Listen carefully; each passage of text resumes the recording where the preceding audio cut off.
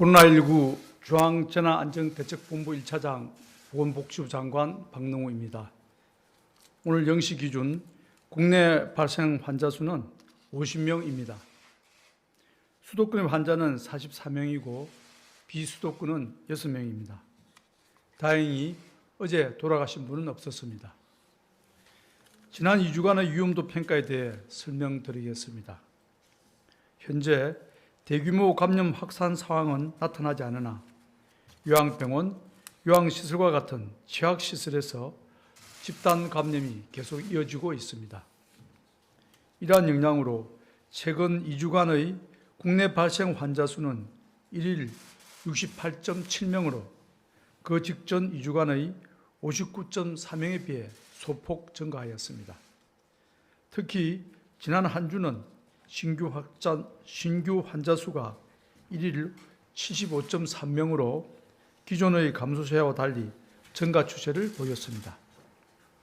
다만 지난 2주간 새로 발생한 집단 감염 건수가 21건으로 직전 2주간의 26건에 비해 감소하였고 감염 경로를 조사 중인 사례의 비율도 11.4%로 계속 낮아지고 있습니다. 의료 역량 측면에서는 160여 개의 중환자실이 즉시 입원 가능하고 현재까지 특별한 문제 없이 안정적으로 치료를 제공할 수 있는 여유 있는 상황입니다. 참고로 중환자실 160개는 약 210명의 코로나19 환자가 매일 발생하여도 의료체계가 감당 가능한 수준을 의미합니다. 종합하면 확충된 방역과 의료 역량을 통해 지금까지는 큰 문제 없이 대응하고 있으나 취약시설을 중심으로 집단 감염이 이어지고 있는 점은 긴장을 늦출 수 없는 위험 요인입니다. 특히 수도권의 경우 코로나19의 확산 추이와 방역망의 추적 속도가 아슬아슬한 균형 상태를 이루고 있는 상황으로 판단됩니다. 이에 더해 거리두기 1단계 조정 이후 사회경제적 활동이 증가하고 있기에 산발적인 집단 감염이 언제든 대규모 확산으로 이어질 수 있는 위험성이 존재합니다. 생활 속 방역에서 우리가 경각심을 잃는다면 코로나19는 여지없이 그 취약한 지점을 파고들 수 있습니다. 늘 마스크 착용과 거리두기를 잊지 마시고 서로에 대한 배려에 기반한 생활 방역 문화가 자리 잡을 수 있도록 계속 노력해 주시기를 당부드립니다. 정부도 감염 취약시설에 대한 정밀 방역을 더욱 세심하게 실시하고 가을철 여행과 위험시설 방역 관리에 만전을 기하겠습니다. 먼저 요양병원 등 감염 취약시설에 대한 대응 방안에 대해 말씀드리겠습니다.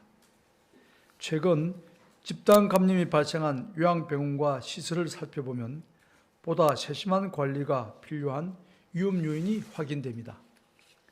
먼저 시설 내에서 방역관리자를 지정하지 않거나 방역수칙 교육이 제대로 실시되지 않는 등 감염관리에 미비점이 있었습니다. 신규 입원 입소자에 대한 사전 검사나 종사자의 정상 감시와 유증상자에 대한 업무 배제, 면회객 등 일반인의 출입 통제 등이 철저히 지키지 않은 경우도 발견되었습니다. 또한 병실 내의 환자 밀집도가 높고 병상 간의 충분한 간격이 확보되지 않는 등 감염에 취약한 입원 환경이 확인되기도 하였습니다. 이에 따라 요양병원과 요양시설과 같은 고위험군을 대상으로 보다 정밀한 방역을 추진하고자 합니다. 먼저 감염 확산을 조기에 차단하기 위해 요양병원 등의 종사자와 이용자를 대상으로 선제적인 전수검사를 실시하고 있습니다. 현재 수도권은 10월 19일부터 이번 주까지 전수검사를 실시하고 있으며 비수도권은 수도권의 결과를 평가하여 지역별로 전수검사를 확대해 나가겠습니다. 이와 별도로 최근 집단 감염 현황을 분석하여 지역사회 전파가 우려되는 지역에 대해서도 거리두기와 같은 방역 조치를 더욱 강화하고 고위험군 전수검사도 실시할 계획입니다. 또한 지난 10월 22일부터 11월 4일까지 2주간 전국의 요양병원과 요양시설, 정신병원에 대해 방역수칙 이행 여부 등을 일제 점검하고 있습니다. 감염 취약시설에서 방역관리가 제대로 이루어질 수 있도록 종사자 교육과 점검을 더욱 강화하겠습니다. 종사자 행동수칙과 표준교육 동영상을 배포하고 요양병원 감염관리 교육 대상을 확대하겠습니다. 감염 취약시설에서의 방역수칙 준수와 위반 여부도 주기적으로 점검해 나가겠습니다. 많은 노인시설에서 운영자와 종사자들이 코로나19 방역을 위해 애쓰고 계시며 외국에 비해 노인시설의 피해가 상대적으로 작은 것은 이분들의 노력에 의한 결과일 것입니다. 수고해 주시는 모든 분들께 감사드립니다. 그러나 코로나19의 조용한 전파가 요양병원 등에 유입되는 경우가 늘고 있기에 보다 경각심을 가지고 방역관리에 철저히 임해 주실 것을 당부드립니다. 오는 10월 31일 할로윈 데이를 맞아 젊은 층을 중심으로 한 유흥시설의 이용이 증가하여 집단 감염이 발생, 확산될 우려가 있습니다. 이에 따라 식품의약품안전처는 10월 21일부터 11월 3일까지 2주간 수도권의 일정 규모 이상 식당과 카페와 클럽 등 고위험 시설에 대해 일제 점검을 실시하고 있습니다. 특히 클럽 등 유흥시설의 이용이 증가하는 주말 심야 시간에는 수도권의 이태원, 홍대 등과 부산의 서면 등 주요 지역에 대하여 핵심 방역수칙 준수 여부를 집중적으로 점검하고 있습니다. 이용인원 제한 등 핵심 방역수칙을 단 한 번이라도 위반하는 경우 해당 업소에 대하여 집합금지나 고발 조치 등 강력하게 대처할 계획입니다. 그간 코로나19로 오랫동안 보지 못한 사람들과 모임을 갖고 또 갑갑한 기분을 풀고자 하는 마음을 모르는 것은 아닙니다. 하지만 지난 5월의 이태원 클럽발 집단 감염을 기억해 주시기 바랍니다. 잠깐의 방심이 우리 모두의 겨울을 힘들게 할 수 있습니다. 이번 할로윈데이에는 밀폐된 공간에서 많은 사람이 모여 밀접하게 접촉이 발생하는 모임은 자제해 주실 것을 당부드립니다. 많은 국민들께서 우려하고 계시는 계절 독감 예방접종에 관해 말씀드리겠습니다.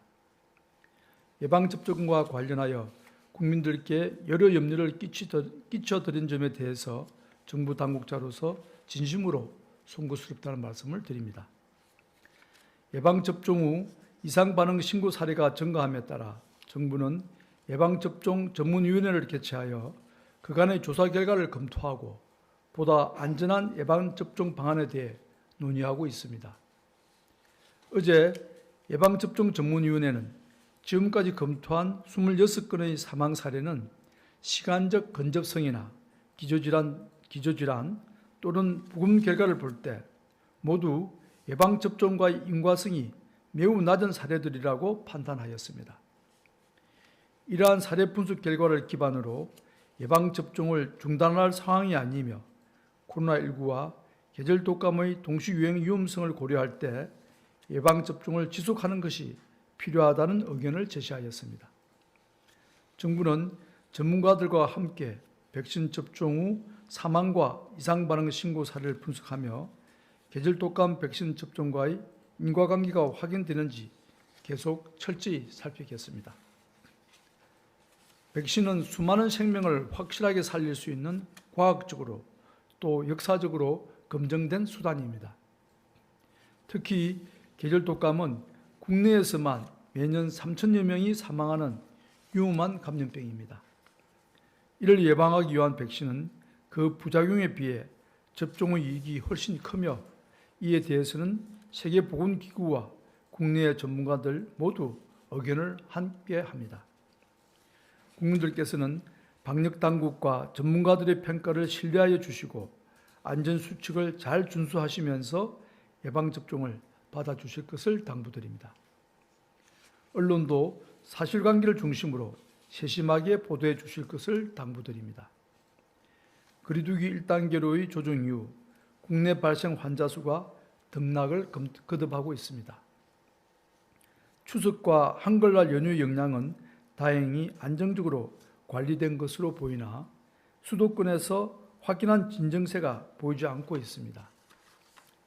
감소세에서 다시 증가세로 돌아서기도 하며 매일의 환자 수를 예측하기 어려운 것이 사실입니다. 이제는 매일의 환자 수에 일비하지 않고 생활 방역을 위한 경각심을 항시 유지하면서 보다 장기적인 시야를 갖고 현재의 상황을 평가하고 준비해야 합니다. 특히 지금은 코로나19의 장기화에 대비하기 위해 거리두기 1단계에서도 충분한 방역 억제력이 발휘될 수 있도록 생활 방역의 기반을 다져야 합니다. 또 자유로운 일상과 경제활동을 지켜나가기 위해 방역 최일선의 책임자로서의 역할을 다해 주십시오.